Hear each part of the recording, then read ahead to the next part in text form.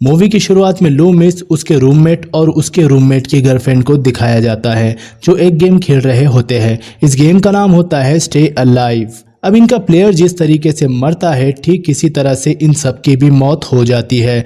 वही ये बात अब लूमिस के दोस्त हच को पता चलती है तो वो शॉक हो जाता है। दरअसल वो अपने दोस्त से मिलने ही वाला था लेकिन अचानक से उसकी मौत हो चुकी है, इसलिए अगले दिन वो उसकी फ्यूनरल पर जाता है जहां पर लूमिस की सिस्टर हच को उसका बैग देती है जिसके अंदर वही गेम होता है जिसका नाम होता है स्टे अलाइव, जिसके खेलने के बाद लूमिस के दोस्त की मृत्यु हो गई। हज अब यहाँ से अपने भाई और अपनी गर्लफ्रेंड के पास जाता है। दरअसल ये एक गेम पार्लर चलाते हैं और जब इन्हें बैग में वो गेम मिलती है जिसका नाम स्टे अलाइव है तो हज का भाई इसे खेलना चाहता है, लेकिन हज को ये बात बिल्कुल भी अच्छी नहीं लगती और वो इस गेम को खेलने से हिचकिचा रहा होता है क्योंकि इसी गेम को खेलने के बाद अचानक से लूमिस और उसके दोस्तों की मौत हो गई थी, इसलिए वो गेम खेलने में हिचकिचा रहा होता है।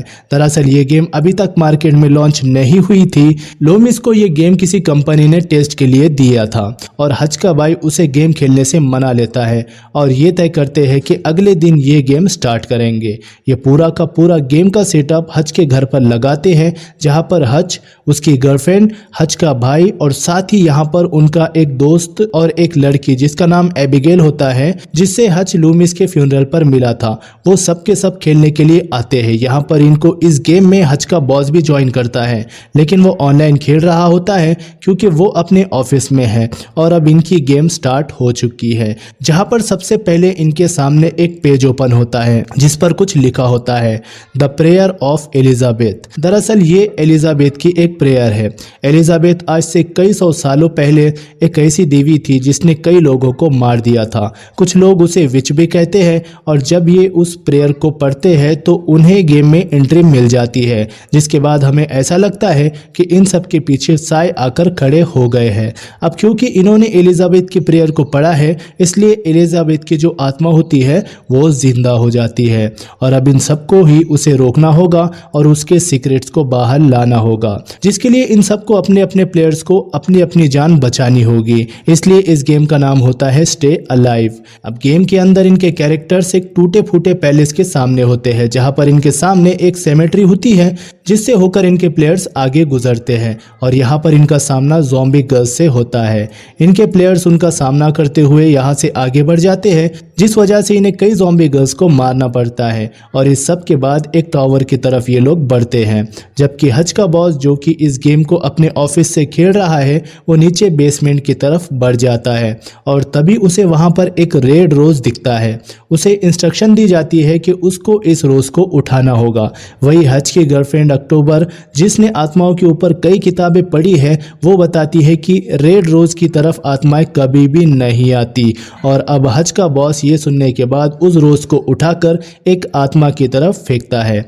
वो वहीं पर होती है लेकिन रोज फेंकने की वजह से वो वहां से चली जाती है, जिसके बाद हज के बॉस का प्लेयर लगातार आगे बढ़ता रहता है और वो एक कमरे में पहुंच जाता है और तभी वहां पर एलिजाबेथ जिसने लाल रंग की ड्रेस पहनी होती है वो हज की बॉस के प्लेयर के ऊपर अटैक कर देती है। उससे बचने की कोशिश करता है लेकिन वो अपने प्लेयर को उससे नहीं बचा पाता और वो उसे बुरी तरह से मार देती है। हज के बॉस का प्लेयर अब आउट हो चुका है यानी कि वो डेड हो चुका है, जिसका मतलब ये है कि वो गेम से बाहर हो चुका है। हज के बॉस को अपने ऑफिस में दिखाया जाता है। दरअसल इतनी वायलेंस गेम खेलने के बाद वो पूरी तरह से डर गया था। वो अपने डर पर काबू पाने की कोशिश करता है लेकिन वो नहीं कर पाता।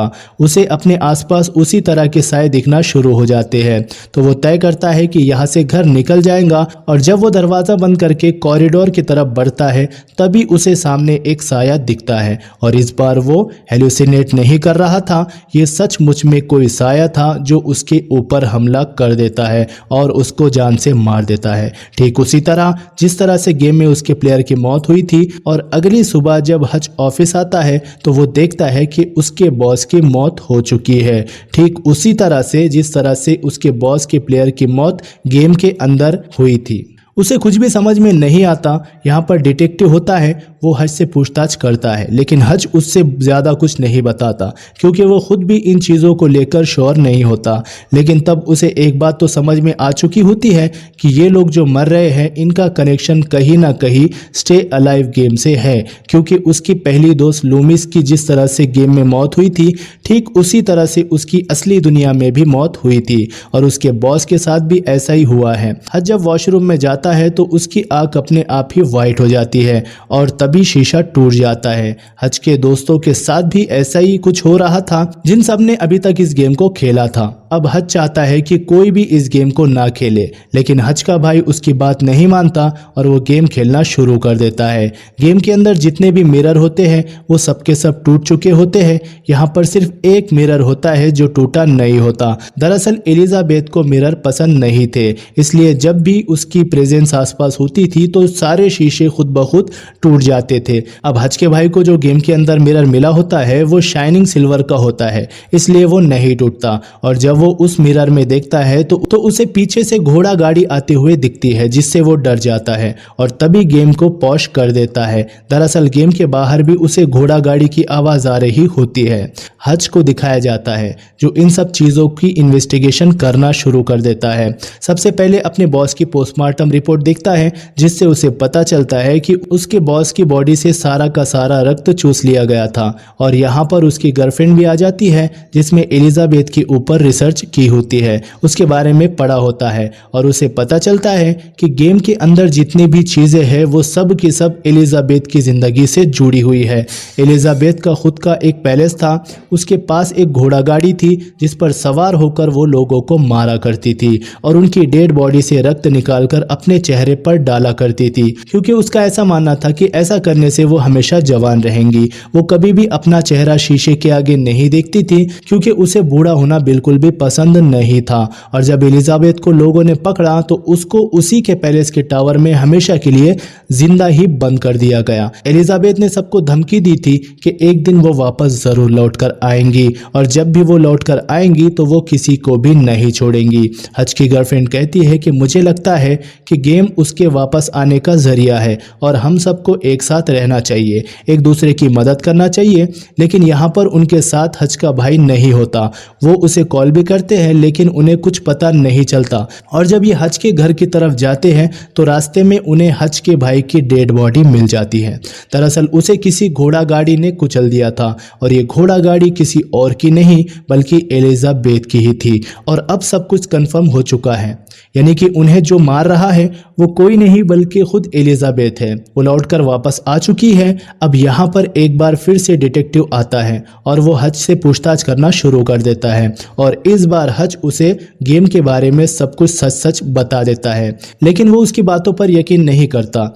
डिटेक्टिव का जो असिस्टेंट होता है वो खुद गेम को खेलना शुरू कर देता है और अब हज कहता है कि सबसे पहले मुझे गेम अपने दोस्त लूमिस के पास मिली थी, हमें उसके घर जाना चाहिए। अगर उसके पास ये गेम थी तो उसे जरूर पता होगा कि इस गेम को किसने बनाया है। और अब ये सबके सब लूमिस के घर पहुंच जाते हैं और जब ये उसके सिस्टम को चेक करते हैं तो इन्हें पता चलता है कि इस गेम का क्रिएटर कौन है। और तभी टीवी पर न्यूज़ देखते हैं जिससे पता चलता है कि डिटेक्टिव का असिस्टेंट जिसने गेम खेली थी उसकी भी उसी तरह से मौत हो गई है जिस तरह से उसके प्लेयर की गेम में मौत हुई थी। वहीं दूसरी तरफ हज की गर्लफ्रेंड को दिखाया जाता है जो एलिजाबेथ के बारे में और भी स्टडी करती है और उसे पता चलता है कि एलिजाबेथ की प्रेयर की वजह से वो दोबारा जिंदा हो चुकी है और अगर इन्हें उसे मारना है तो उसके शरीर के 3 हिस्सों में यानी कि दिल, गले और सिर पर कील लगानी होंगी, तभी उसकी आत्मा को ट्रैप किया जा सकता है। ये सब की सब फैसला करते हैं कि जब तक इन्हें वो नहीं मिल जाता जिसने इस गेम को बनाया है तब तक ये लूमिस के घर पर ही रहेंगे और ना ही इस गेम को खेलेंगे। लेकिन अचानक गेम अपने आप ही प्ले हो जाती है और यहाँ पर हज की गर्लफ्रेंड का जो कैरेक्टर होता है वो इन्हें गेम में दिखता है, जो इस वक्त उनके साथ नहीं होती। दरअसल वो घर से बाहर होती है, तभी हज की गर्लफ्रेंड को अपने सामने घर में एक साया दिखता है।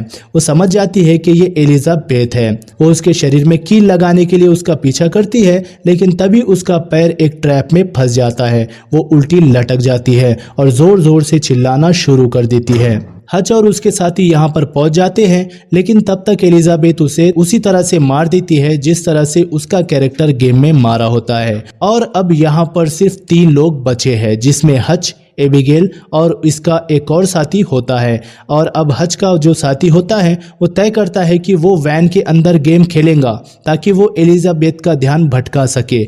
और ठीक इसी वक्त हच और उसकी साथी को, जिसका नाम एबिगेल है, ये उस इंसान को ढूंढने के लिए जाएंगे जिसने इस गेम को बनाया है। अब हच का दोस्त गेम खेलना शुरू कर देता है।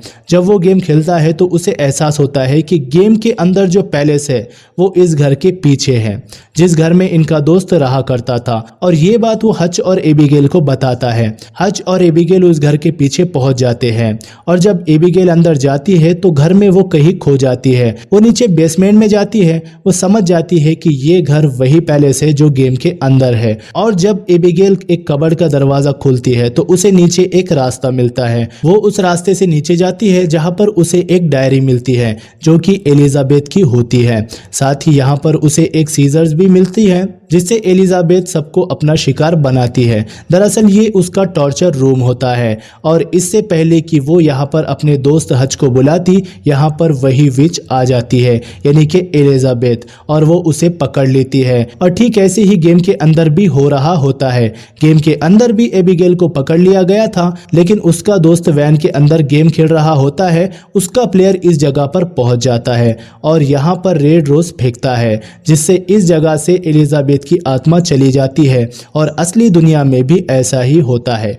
एबिगेल को एलिजाबेथ की जो आत्मा मारने वाली होती है, रेड रोज की वजह से वो उस जगह से चली जाती है। अब एलिजाबेथ को पूरा गेम समझ में आ चुका है कि ये तीनों के तीनों गेम नहीं खेल रहे, बल्कि एक ही प्लेयर गेम खेल रहा है, जबकि 2 लोग असली दुनिया में उसे मारने के लिए, उसे कैद करने के लिए उसे ढूंढ रहे हैं। इसलिए एलिजाबेथ हच के दोस्त के पास पहुंच जाती है। वो उस पर हमला करती है। वो गुलाब के पौधों के बीच में जाकर गिर जाता है। एलिजाबेथ वहां से निकल जाती है और अब वो किसी भी कीमत पर एबिगेल और हच को खत्म करना चाहती है।